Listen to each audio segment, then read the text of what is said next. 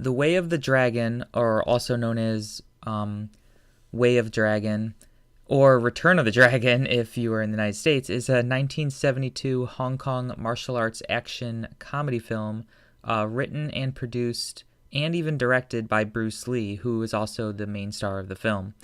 Now, I've heard about this movie, but I have never actually watched it until recently, and if some other people are aware, this was the only film where I believe Bruce Lee fought Chuck Norris in a battle. And that's all the way at the end, so you have to wait till the end of the film to actually watch it. And Chuck Norris doesn't actually appear until maybe the last 20 minutes or so of the film anyway. In fact, the only downside to the film that I saw was just it took probably the first third of the movie didn't have any fighting in it whatsoever. It was kind of a build up. So he would attempt to fight, but then he would be stopped, or you'd almost assume he's going to start fighting, but then he doesn't. So they really kind of teased the audience in that way, which I thought was both good and bad, I guess. So real quick, we'll go over the plot. The whole movie takes place in Rome, where the main character of Bruce Lee, who's also named Tong Long, I believe.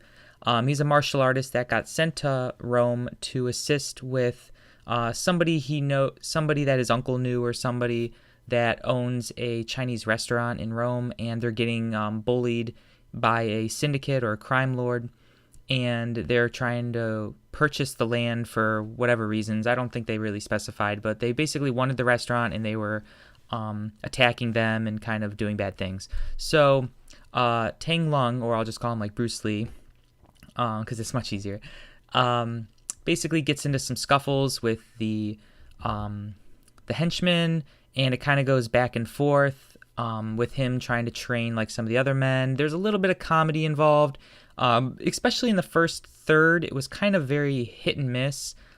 Bruce Lee, he did write the film, so I don't know if this was just poor writing on his part. I'm not saying he's bad. I'm just saying the comedy was very weird, I guess, in the first third of the film. After that, it kind of, made up for it. But again, you're not here for Bruce Lee's writing, you're here for his action. So basically he fights the gangsters a couple more times, then eventually they grow sick of him, and they hire Chuck Norris to come, and they basically have this big fight in the Coliseum. Now, it does do a good job of showing off a lot of locales and things like that, but all in all, it comes down to the big fight scene between him and Chuck Norris, which is definitely worth watching the film just for that. So let me go into my scores here. The story, while it's kind of basic, I also thought that it was pretty good for a 1970s film. So I gave it a 5 out of 10. It's not bad, but it's not good. And since it's featuring Bruce Lee, who's also writing and producing it and directing it, I mean, he did everything for this film. It definitely shows. I'm not sure if it was just the way he kind of deals with things, but the story was good for what it was. It was just kind of average. The music I rated slightly below average. It was a 4 out of 10. Some of the tunes fit. Some of the backtracks were inspired by Roman music and things like that. Other times, especially in that first third, because I'm going to keep bringing that up, the first third was just weird. The music was weird, the timing was weird, everything was just weird about that first third. The effects, I also rate a 4 out of 10. There weren't really too many effects in the film besides a little bit of blood and things like that, but it was all practical effects and stunts involving actual fighting. And the only effects that I can remember is basically just through the stunt work, which was good and adequate. So I rated a 4 out of 10. The fighting, however, is what really made this film stand out as well, as besides the fight between him and Chuck Norris, there was also a couple street fights. There was a really cool nunchaku fight between Bruce Lee, and he basically whipped out both, he was dual-wielding nunchucks, and he was fighting a whole gang of thugs and stuff outside. That was pretty cool. And some of the other fights and skirmishes were really cool as well. You could really feel the impact on some of these hits and stuff. Now, again, the effect work wasn't too good because you could tell oh, he clearly missed the guy, or the way it was shot, they kind of made it so that it was easy to film and people wouldn't get hurt. But for what it was, you could definitely feel some of the impacts and feel like you were part of the film, and the fighting was really good. So I give that a 7 out of 10.